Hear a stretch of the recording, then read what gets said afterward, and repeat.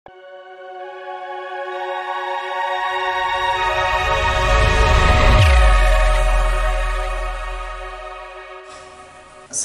warahmatullahi wabarakatuh. Selamat pagi. Apa kabar buat teman-teman semuanya? Semoga dalam keadaan sehat dan tetap semangat. Oke, pada kesempatan ini saya akan membuat satu penjelasan karena banyak teman-teman dan leader dan agent yang bertanya bagaimana sih cara menjelaskan program pendidikan anak. Nah, kebetulan teman-teman saya berada di Prudential Syariah ini dan saya sangat suka untuk menjelaskan program pendidikan anak ini karena dalam hal ini pendidikan anak itu adalah sangat penting, sangat-sangat penting. Jadi untuk memenuhi kebutuhan persiapan perencanaan keuangan ini, orang tua dituntut untuk mempersiapkan sejak dini.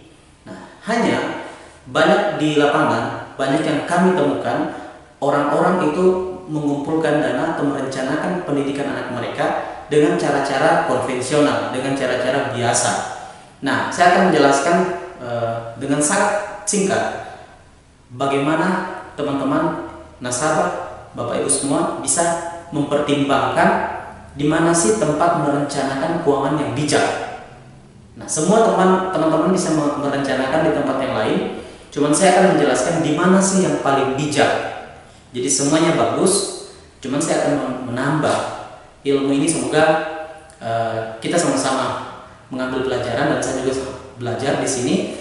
Jadi dari pengalaman yang kita ketahui bahwa sebelum kita merencanakan keuangan ada 6 yang harus Bapak Ibu teman-teman pertimbangkan. Yang pertama yaitu waktu. Jadi waktunya itu berapa lama dulu? Jadi apakah ini jangka 5 tahun, 10 tahun, atau 15 tahun? Jadi kita harus mempertimbangkan waktu. Yang kedua adalah kita harus pertimbangkan yang namanya pajak. Yang ketiga, tujuannya apa? Ini sangat menentukan di mana sih kita ingin merencanakan keuangan. Karena kalau kita tidak punya tujuan, kita akan sembarangan mengambil keputusan. Karena kita tidak punya tujuan, akhirnya kita melakukan hal-hal yang pemborosan waktu, pemborosan dana. Karena kita tidak tahu tujuan kita kemana. Gitu. Nah, yang keempat yaitu kita harus memperhitungkan yang namanya inflasi. Inflasi adalah kenaikan nilai barang dan jasa setiap tahun. Itu berapa? Jadi ada kenaikan setiap tahun, teman-teman. Nah, inflasi ini membuat nilai rupiah semakin melemah setiap tahun, gitu. Nah, yang kemudian yang kelima, kita harus mempertimbangkan yang namanya nilai pengembangannya. Jadi yang kelima nilai pengembangannya. Maksudnya, apakah uang itu dikembangkan dalam bentuk bunga kah atau bagi hasil kah? Mungkin atau dalam bentuk saham? Dan berapa persen pengembangannya. Yang keenam, yang paling penting adalah faktor resiko. Dan faktor resiko inilah yang paling menentukan Bapak Ibu teman-teman semua mau mempersiapkan pengembangan perencanaan keuangannya di mana. Nah, kemudian kita masuk. Kalau kita berbicara yang namanya dana pendidikan anak, teman-teman, Bapak Ibu semua, pendidikan anak ini, kalau saya contohkan ada Bapak A, anaknya Bapak A berusia 30 tahun, anaknya si B berusia 2 tahun. Anak si Bapak A ini ingin kuliah di usia 18 tahun. Berarti Bapak A punya waktu untuk menabung atau mempersiapkan perencanaan kuliah anaknya itu selama 16 tahun ke depan. Nah, coba sekarang teman-teman lihat. Kita melihat dari tujuan ini, 6 ini. Yang pertama dari segi waktu. Dari segi waktu, beliau ini tujuannya adalah jangka panjang. Karena berbicara di atas 10 tahun.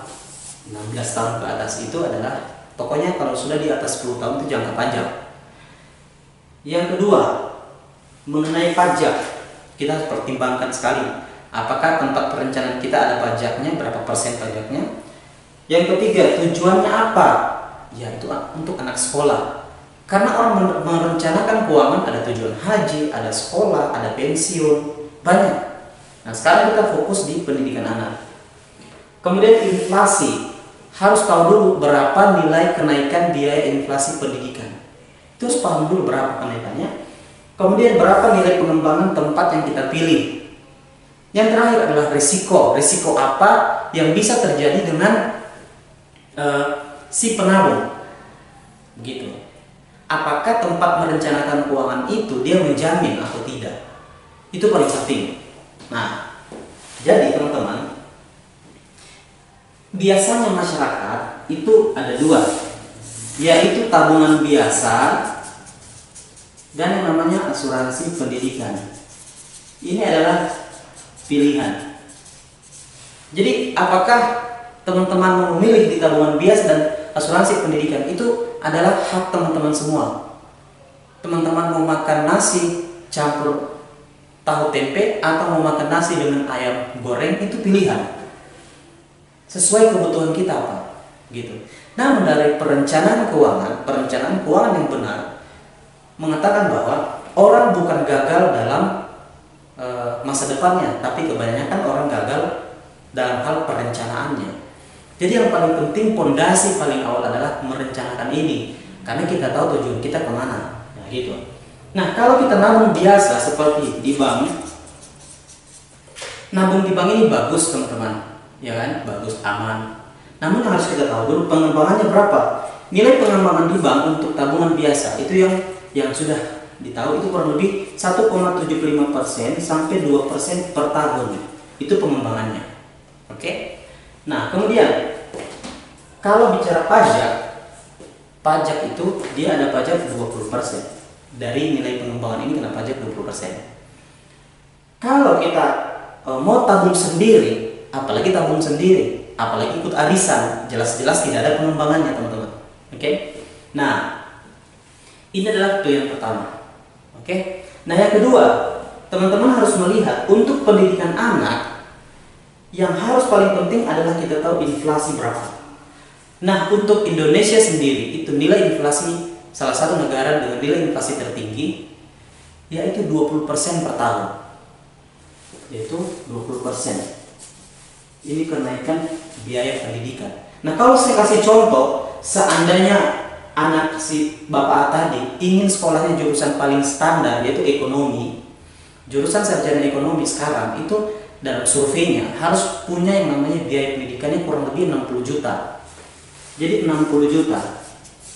Apabila 60 juta ini kita hitung dalam 15 tahun mendatang, otomatis akan menjadi 4 kali lipat. Karena kenaikan inflasi 20%, jadi menjadi 240 juta.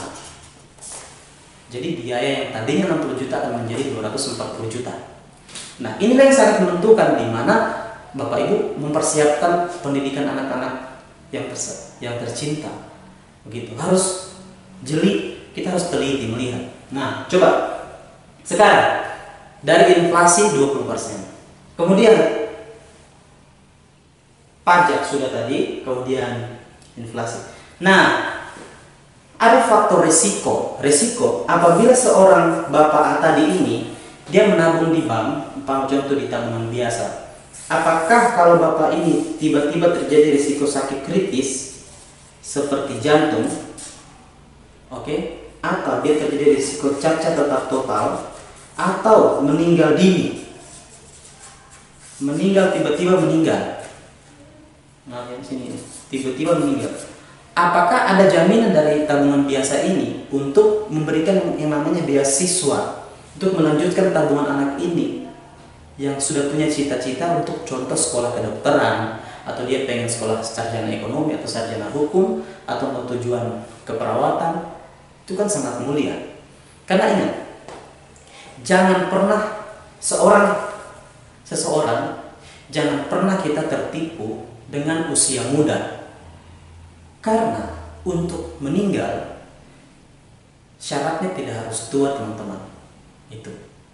Dan jangan pernah kita tertipu dengan badan yang tegar, badan yang sehat. Karena untuk tutup usia atau meninggal tidak harus sakit. Itu kuncinya. Nah, jadi teman-teman, apa sih kelebihan dari asuransi pendidikan syariah yang dimiliki oleh Prudential Syariah? Yang pertama, kita harus melihat yang pertama, mengenai waktu. Karena waktunya sangat panjang, berarti kita harus memilih yang namanya nilai pengembangan minimal bisa menyaingi yang namanya inflasi. Kalau pengembangan di asuransi pendidikan, teman-teman, itu antara 8%, 10% sampai 15%. Jadi 8%, 10% sampai 15%. Tapi itu bisa juga naik. Bisa naik, bisa 8%, bisa 10%. Gitu. Tapi ini akan lebih menuju melawan yang namanya inflasi. Karena nilai sahamnya ini artinya tidak juga sampai 2%. Karena berbicara saham itu bisa jadi juga 40%, tapi kita tidak menjanjikan terlalu tinggi. Kita ambil rata-rata yang sudah terjadi belakangan ini dari tahun 2002 sampai sekarang, itu rata-rata nilai investasi itu sampai 15%, 10% per tahun pengembangan dananya. Yang kedua, dalam asuransi pendidikan syariah ada yang namanya bagi hasil. Gitu. Ada bagi hasil itu sebesar 65%. Gitu. Ada bagi hasilnya. Jadi kalau ada apa-apa kalau tidak terjadi risiko sakit, meninggal dengan peserta, yang pertama tadi kelebihannya, pengembangannya antara 8%, 10%, sampai 15%. Ini dikelola di bidang saham atau obligasi atau sukuk. Dalam asuransi syariah kita di sukuk saham syariah. Yang kedua, yaitu produk ini ada namanya bagi hasil atau surplus saving. Itu bagi hasil ini sebesar 65% per tahun. Gitu. Kemudian yang ketiga, pajak. Dalam asuransi syariah, yang penting nasabah tidak menarik dana di bawah 3 tahun, pajaknya tidak ada. Tidak ada pajaknya. Yang keempat, kalau kita berbicara jangka panjang, kita harus memperhitungkan yang namanya tadi apa? Ini resikonya. Nah, coba bayangkan ya. Si Bapak A usia 30 tahun. Berbicara 16 tahun ke depan, berarti dia sudah berusia 46 tahun. Nah, dalam 16 tahun ke depan tidak ada yang bisa jamin Bapak A ini bisa lebih panjang umurnya dibanding anaknya. Jadi dengan risiko-risiko kehidupan ini, maka dalam asuransi syariah kita sudah menjamin. Begitu. Yang pertama, yang kita kasih jaminan, si Bapak ini akan kita lindungi apabila terjadi risiko, contoh sakit kritis, seperti serangan jantung, sehingga membuat Bapak A ini tidak bisa bekerja. Jadi, tabungan si anak yang B ini, anaknya, akan asuransi syariah lanjutkan.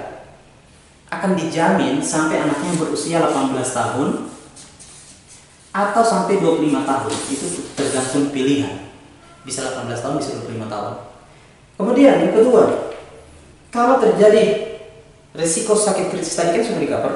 Kalau cacat total yang disebabkan karena sakit atau kecelakaan, maka sama tabungan tadi akan dilanjutkan sampai usia 18 atau 25 tahun.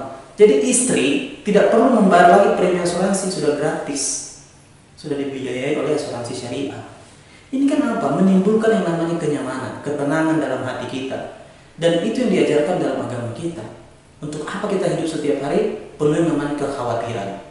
Sama seperti kita punya motor, kita punya mobil. Setiap kita turun dari mobil, pasti kita kunci mobilnya. Setiap kita turun dari simpan motor, pasti kita kunci leher. Tujuannya apa? Supaya kita memberi kenyamanan hati. Karena ini namanya memproteksi, melindungi yang kita punya.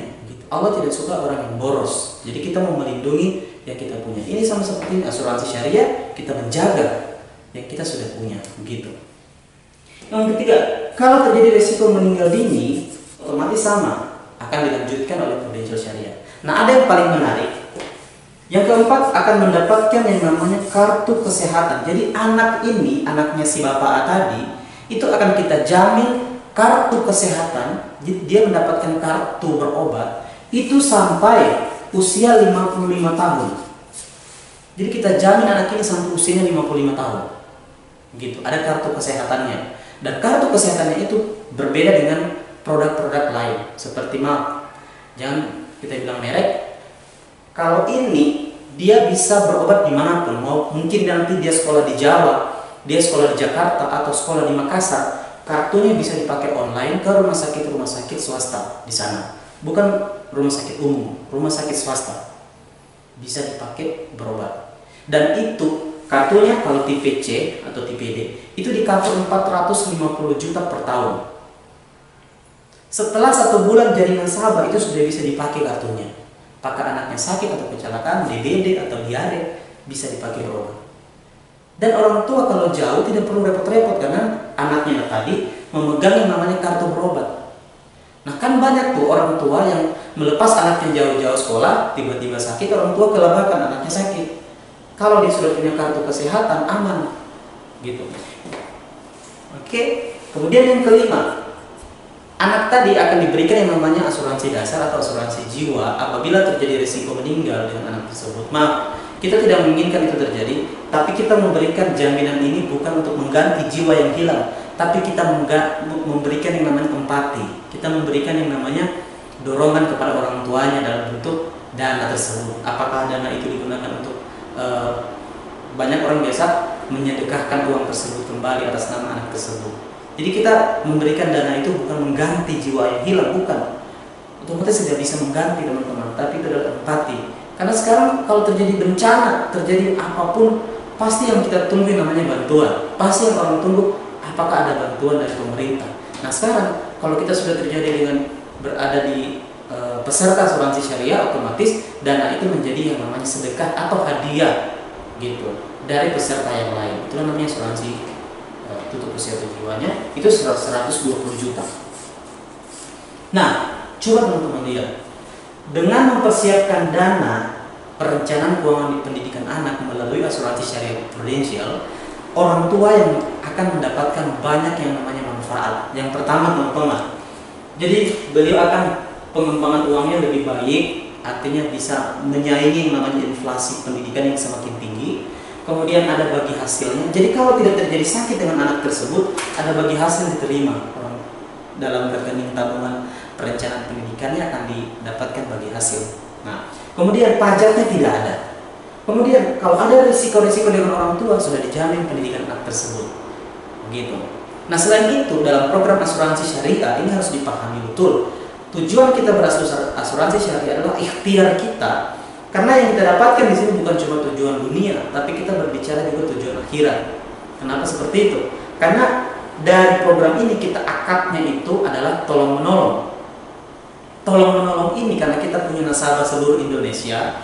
Kalau ada salah satu dari antara peserta itu yang terjadi risiko sakit, meninggal, cacat, maka kita sebagai peserta itu akan turut andil dalam yang namanya gotong royong, saling bantu secara otomatis. Bukan hanya tujuan dunia saja kita berasuransi syariah, tapi berasuransi syariah dengan tujuan konsep tolong menolong, sama saja kita sudah membantu saudara-saudara kita yang lain. Kita juga karena sudah menjadi peserta, kita berada dalam kapal yang sama, kita saling membantu. Apabila kita yang terjadi resiko, maka dana itu bukan dari perusahaan, tapi dana itu berasal dari dana kebajikan atau dana tabarru yang dikumpulkan dari semua peserta. Begitu. Jadi alhamdulillah dalam program asuransi syariah pendidikan anak, selain memberikan ketenangan jiwa di dunia dan kita memberikan ketenangan jiwa di akhirat, itu yang kita mau teman-teman. Selanjutnya teman-teman, ini adalah cara menjelaskan kepada calon nasabah atau masyarakat. Kalau nanti ada pertanyaan silakan ajukan pertanyaan. Dan setelah ini saya akan membuat satu sesi lagi bagaimana cara membuat ilustrasi, dan kemudian sesi ketiga bagaimana cara menjelaskan ilustrasinya. Oke, sekian sesi ini, semoga bermanfaat. Salam dahsyat syariah untuk kita semua. Assalamualaikum warahmatullahi wabarakatuh.